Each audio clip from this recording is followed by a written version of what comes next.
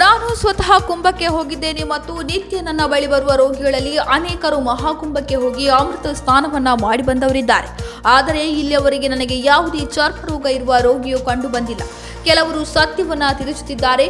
ಕುಂಭದ ಯಶಸ್ಸನ್ನ ನೋಡಿ ಕೆಲವು ಎಡಪಂಥೀಯರ ಮಾನಸಿಕ ಕಾಯಿಲೆಯಂತೂ ಖಂಡಿತವಾಗಿಯೂ ಹೆಚ್ಚಿದೆ ಎಂದು ಡಾಕ್ಟರ್ ಜಿತೇಂದ್ರ ನಗರ್ ಹೇಳಿದ್ದಾರೆ. ಇದೇ ಮೊದಲ ಬಾರಿಗೆ ಭಾರತವು ಚೀನಾ ಮತ್ತು ವಿಯೆಟ್ನಾಂಗೆ ಎಲೆಕ್ಟ್ರಾನಿಕ್ಸ್ ಬಿಡಿಭಾಗಗಳ ರಫ್ತು ಮಾಡಲು ಪ್ರಾರಂಭಿಸಿದೆ. ಮ್ಯಾಕ್ಬುಕ್ಗಳು, ಏರ್ಪಾಡ್ಗಳು, ವಾಚ್, ಪೆನ್ಸಿಲ್ ಮತ್ತು ಐಫೋನ್ಗಳಂತಹ ವಿವಿಧ ಆಪಲ್ ಉತ್ಪನ್ನಗಳ ತಯಾರಿಕೆಯಲ್ಲಿ ಈ ಬಿಡಿಭಾಗಗಳ ಬಳಕೆಯಾಗಲಿದೆ. ಇದು ಆಪಲ್ನ ಪೂರೈಕೆ ಸರಪಳಿಯನ್ನು ವೈವಿಧ್ಯಗೊಳಿಸುವ ಕಾರ್ಯತಂತ್ರದಲ್ಲಿ ಭಾರತದ ಗಮನಾರ್ಹ ಸಾಧನೆಯನ್ನು ಪ್ರತಿಬಿಂಬಿಸುವುದು ಮಾತ್ರವಲ್ಲದೆ ಭಾರತದ ಎಲೆಕ್ಟ್ರಾನಿಕ್ಸ್ ವಲಯಕ್ಕೆ ಬಲಿಷ್ಠ ಬಿಡಿಭಾಗಗಳ ಪರಿಸರ ವ್ಯವಸ್ಥೆಯನ್ನು ನಿರ್ಮಾಣ ಮಾಡಲು ಸಹಾಯ ಮಾಡಲಿದೆ. ಕುಂಭಮೇಳದ ಕೇವಲ 45 ದಿನಗಳಲ್ಲಿ ವಾರಣಾಸಿ ವಿಭಾಗದಿಂದ 29.02 ಲಕ್ಷ ಪ್ರಯಾಣಿಕರು ಪ್ರಯಾಣಿಸಿದ್ದಾರೆ. ಇದರಿಂದಾಗಿ 38 ಕೋಟಿ 76 ಲಕ್ಷ ರೂಪಾಯಿ ಸಾರಿಗೆ ಇಲಾಖೆ ಆದಾಯ ಗಳಿಸಿದೆ.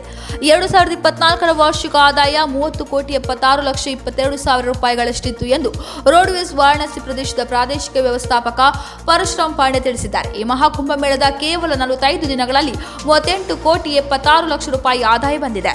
ಕೇಂದ್ರದಲ್ಲಿ ಆಡಳಿತದಲ್ಲಿರುವ ಭಾರತೀಯ ಜನತಾ ಪಕ್ಷಕ್ಕೆ ಹೊಸ ಸಾರಥಿ ಆಯ್ಕೆಗೆ ಪ್ರಕ್ರಿಯೆಗಳು ಆರಂಭವಾಗಿದ್ದು, ಬಿಜೆಪಿಯ ರಾಷ್ಟ್ರೀಯ ಅಧ್ಯಕ್ಷರು ಯಾರಾಗುತ್ತಾರೆ ಎಂಬ ಪ್ರಶ್ನೆಗೆ ಮಾರ್ಚ್ 15 ಅಥವಾ 16ರೊಳಗೆ ಉತ್ತರ ಸಿಗಲಿದೆ. ಲೂಟಿ ಮಾಡಿದ ಮತ್ತು ಅಕ್ರಮವಾಗಿ ಹೊಂದಿರುವ ಎಲ್ಲ ಶಸ್ತ್ರಾಸ್ತ್ರಗಳನ್ನು 7 ದಿನಗಳ ಒಳಗೆ ಸ್ವಯಂ ಪ್ರೇರಿತವಾಗಿ ಸರ್ಕಾರಕ್ಕೆ ಒಪ್ಪಿಸುವಂತೆ ಗಡುವು ನೀಡಿದ್ದ ಮಣಿಪುರ ರಾಜ್ಯಪಾಲ ಅಜಯ್ ಕುಮಾರ್ ಭಲ್ಲಾ ಅವರು ಶುಕ್ರವಾರ ಗಡುವನ್ನು ಮತ್ತೊಂದು ವಾರ ವಿಸ್ತರಿಸಿದ್ದಾರೆ. ಮಾರ್ಚ್ 6ರಂದು ಸಂಜೆ 4 ಗಂಟೆಯೊಳಗೆ ಅಕ್ರಮ ಶಸ್ತ್ರಾಸ್ತ್ರಗಳನ್ನು ಒಪ್ಪಿಸಬೇಕು. ವಿಸ್ತೃತ ಗಡುವು ಮುಗಿದ ನಂತರ ಪೊಲೀಸರು ಮತ್ತು ಭದ್ರತಾ ಪಡೆಗಳು ವ್ಯಾಪಕ ಕಾರ್ಯಾಚರಣೆಗಳನ್ನು ಪ್ರಾರಂಭಿಸುತ್ತಾರೆ ಎಂದು ಭಲ್ಲಾ ಎಚ್ಚರಿಸಿದ್ದಾರೆ. ಐರೋಪ್ಯ ಒಕ್ಕೂಟವು ಭಾರತದೊಂದಿಗೆ ಭದ್ರತೆ ಮತ್ತು ರಕ್ಷಣಾ ಪಾಲುದಾರಿಕೆಯನ್ನು ಅನ್ವೇಷಿಸುತ್ತಿದೆ ಎಂದು ಒಕ್ಕೂಟ ಮುಖ್ಯಸ್ಥೆ ಉರ್ಸುಲಾ ವಾನ್ ಡೆರ್ ಲೆಯೆನ್ ಹೇಳಿದ್ದಾರೆ. ಡೆರ್ ಲೆಯೆನ್ ಅವರು ತಮ್ಮ ಆಯುಕ್ತರೊಂದಿಗೆ 2 ದಿನಗಳ ಭೇಟಿಗಾಗಿ ಭಾರತಕ್ಕೆ ಆಗಮಿಸಿದ್ದರು. ಅದರ ಸಾಂಪ್ರದಾಯಿಕ ಮಿತ್ರ ರಾಷ್ಟ್ರವಾದ ಯುನೈಟೆಡ್ ಸ್ಟೇಟ್ಸ್ನೊಂದಿಗಿನ ಸಂಬಂಧಗಳು ಹದಗೆಡದಂತೆ ತಡೆಯಲು ಪ್ರಯತ್ನಿಸುತ್ತಿದ್ದಾರೆ. ಮಣಿಪುರದಲ್ಲಿ ಮತ್ತೆ ಉಗ್ರರು ಪುಂಡಾಟ ಮೆರೆದಿದ್ದಾರೆ. ಇಂಫಾಲ್ ಪೂರ್ವ ಜಿಲ್ಲೆಯ ಮೈಥಿ ಸಮುದಾಯದ ದೇವಾಲಯದ ಮೇಲೆ ಶಂಕಿತ ಕುಕಿ ಉಗ್ರರು ಶುಕ್ರವಾರ ಹಲವಾರು ಸುತ್ತು ಗುಂಡು ಹಾರಿಸಿ ಶಾಂತಿ ಕದಡುವ ಪ್ರಯತ್ನ ಮಾಡಿದ್ದಾರೆ. ಮೈಥಿ ಸಮುದಾಯದ ಸದಸ್ಯರು ಕೊಂಗ್ಬಾ ಮಾರು ದೇವಾಲಯದಲ್ಲಿ ಪ್ರಾರ್ಥನೆ ಸಲ್ಲಿಸುತ್ತಿದ್ದಾಗ ಪಕ್ಕದ ಕಾಂಗ್ಬೋಕಿಯ ಬೆಟ್ಟದ ತುದಿಯಿಂದ ಗುಂಡಿನ ದಾಳಿ ನಡೆದಿದೆ. ಘಟನೆಯಲ್ಲಿ ಯಾರಿಗೂ ಗಾಯಗಳಾಗಿಲ್ಲ ಎಂದು ಮೂಲಗಳು ತಿಳಿಸಿವೆ. ಪ್ರಸಕ್ತ ಸಾಲಿನ ದ್ವಿತೀಯ ಪಿಯುಸಿ ಪರೀಕ್ಷೆ 1 ಶನಿವಾರದಿಂದ ಅಂದರೆ ಇಂದು ರಾಜ್ಯಾದ್ಯಂತ ಆರಂಭವಾಗಿದ್ದು ಮಾರ್ಚ್ 20ರವರೆಗೆ ಪರೀಕ್ಷೆಗಳು ನಡೆಯಲಿವೆ. ಒಟ್ಟು 1171 ಪರೀಕ್ಷಾ ಕೇಂದ್ರಗಳಲ್ಲಿ ಪರೀಕ್ಷೆ ನಡೆಯಲಿದ್ದು 7,13,862 ವಿದ್ಯಾರ್ಥಿಗಳು ಪರೀಕ್ಷೆ ಬರೆಯಲಿದ್ದಾರೆ. 6,61,474 ಹೊಸ ವಿದ್ಯಾರ್ಥಿಗಳು, 34,071 ಪುನರಾವರ್ತಿತ ವಿದ್ಯಾರ್ಥಿಗಳು, 18,317 ಖಾಸಗಿ ವಿದ್ಯಾರ್ಥಿಗಳು ದ್ವಿತೀಯ ಪಿಯು ಪರೀಕ್ಷೆ ಬರೆಯಲಿದ್ದಾರೆ. ಉತ್ತರಾಖಂಡದ ಚಮೋಲಿ ಜಿಲ್ಲೆಯ ಮಾಣಾ ಗ್ರಾಮದಲ್ಲಿ ಶುಕ್ರವಾರ ಸಂಭವಿಸಿದ ಭಾರೀ ಹಿಮಪಾತದಲ್ಲಿ ಸಿಲುಕಿದ್ದ 47 ಬಿಆರ್ಒ ಕಾರ್ಮಿಕರನ್ನ ರಕ್ಷಣೆ ಮಾಡಲಾಗಿದ್ದು, ಉಳಿದ 8 ಮಂದಿಗಾಗಿ ರಕ್ಷಣಾ ಕಾರ್ಯ ಭರದಿಂದ ಸಾಗುತ್ತಿದೆ. ಒಟ್ಟು 57 ಮಂದಿ ಹಿಮದಡಿ ಸಿಲುಕಿಕೊಂಡಿದ್ದರು. ಇವರ ಪೈಕಿ 32 ಮಂದಿಯನ್ನು ಶುಕ್ರವಾರ ರಕ್ಷಣೆ ಮಾಡಲಾಗಿತ್ತು. ಮಳೆ ಮತ್ತು ಹಿಮಪಾತವು ರಕ್ಷಣಾ ಕಾರ್ಯಗಳಿಗೆ ಅಡ್ಡಿಯುಂಟು ಮಾಡಿದ ಪರಿಣಾಮ ರಾತ್ರಿಯಾಗುತ್ತಿದ್ದಂತೆ ಕಾರ್ಯಾಚರಣೆಯನ್ನು ಸ್ಥಗಿತಗೊಳಿಸಲಾಯಿತು.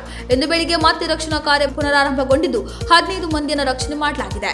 ಲೈಂಗಿಕ ಅಪರಾಧಗಳು ಸೇರಿದಂತೆ ಕ್ರಿಮಿನಲ್ ಪ್ರಕರಣಗಳಲ್ಲಿ ದೂರುದಾರ ಮಹಿಳೆಯರು ನೀಡುವ ಎಲ್ಲಾ ಹೇಳಿಕೆಗಳು ಪರಮ ಪವಿತ್ರ ಸತ್ಯಗಳಾಗಿರುತ್ತದೆ ಎಂದು ನಂಬಲು ಸಾಧ್ಯವಿಲ್ಲ ಎಂದು ಕೇರಳ ಹೈಕೋರ್ಟ್ ಅಭಿಪ್ರಾಯಪಟ್ಟಿದೆ. ಇತ್ತೀಚಿನ ದಿನಗಳಲ್ಲಿ ಅಮಾಯಕ ಜನರನ್ನ ಲೈಂಗಿಕ ದೌರ್ಜನ್ಯ ಪ್ರಕರಣಗಳಲ್ಲಿ ಸಿಲುಕಿಸುವ ಪ್ರವೃತ್ತಿ ಹೆಚ್ಚುತ್ತಿದೆ ಎಂದಿದೆ.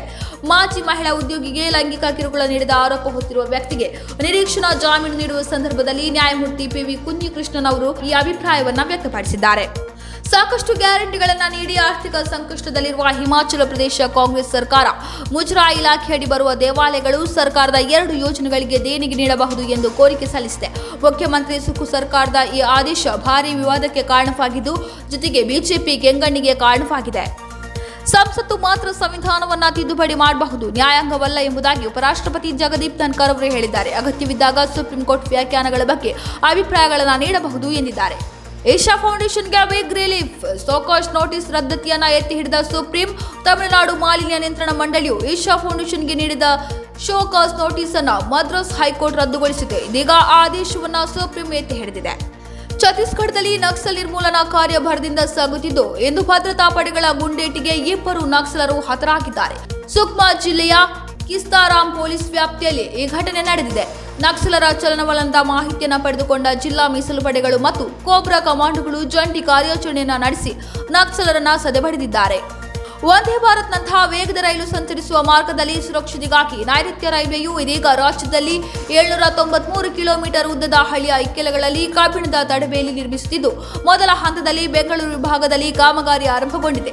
ವೇಗದ ರೈಲುಗಳ ಸಂಚಾರ ವೇಳೆ ಹಳಿಗೆ ಸಿಲುಕಿ ಜಾನುವಾರುಗಳು ಸಾವು, ಆಕಸ್ಮಿಕ ಅಪಘಾತ, ಆತ್ಮಹತ್ಯೆಯಂತಹ ಘಟನೆಗಳು ಹೆಚ್ಚುತ್ತಿರುವ ಪರಿಣಾಮ ತೊಂದರೆಯಾಗುವುದನ್ನು ತಪ್ಪಿಸಲು ತಡೆಬೇಲಿ ಹಾಕಲು ನಿರ್ಧರಿಸಲಾಗಿದೆ.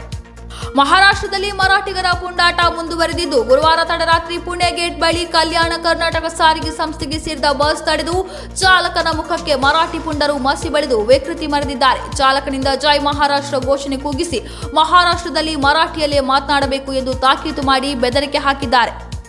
ಬಜಪೆಯ ನೆಲ್ಲಿದಡಿಗುತ್ತು ಇಲ್ಲಿ ದೈವಾರಾಧನೆಗೆ ಸಮಸ್ಯೆ ಉಂಟಾಗುತ್ತಿದೆ ಎಂಬ ವಿಷಯವನ್ನ ತಿಳಿಯುತ್ತಿದ್ದಂತೆ ಎಂಎಸ್ಇಝೆಡ್ನ ಅಧಿಕಾರಿಗಳು ನೆಲ್ಲಿದಡಿಗುತ್ತುವಿಗೆ ಸಂಬಂಧಪಟ್ಟವರನ್ನ ಕರೆದು ಸಂಸದರಾದ ಕ್ಯಾಪ್ಟನ್ ಬ್ರಿಜೇಶ್ ಚೌಟ ಸಭೆ ನಡೆಸಿದರು.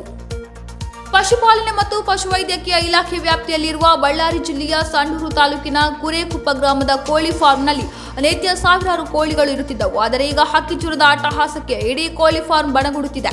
ಫೆಬ್ರವರಿ 21ರಿಂದ ಪೌಲ್ಟ್ರಿ ಫಾರ್ಮ್ನಲ್ಲಿ ಕೋಳಿಗಳು ಹಂತ ಹಂತವಾಗಿ ಮೃತಪಡುತ್ತಿದ್ದವು.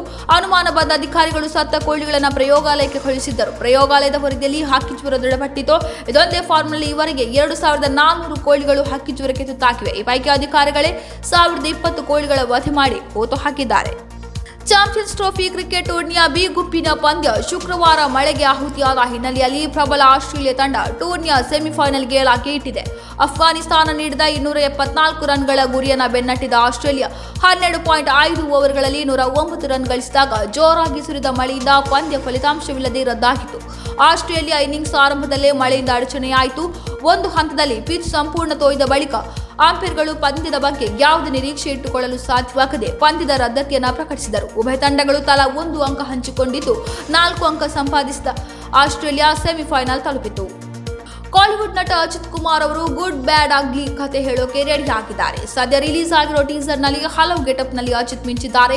ನಟನ ನಯ ಅವತಾರವನ್ನು ಟೀಸರ್ನಲ್ಲಿ ನೋಡಿ ಫ್ಯಾನ್ಸ್ ಬೆಚ್ಚಗೆ ವ್ಯಕ್ತಪಡಿಸಿದ್ದಾರೆ.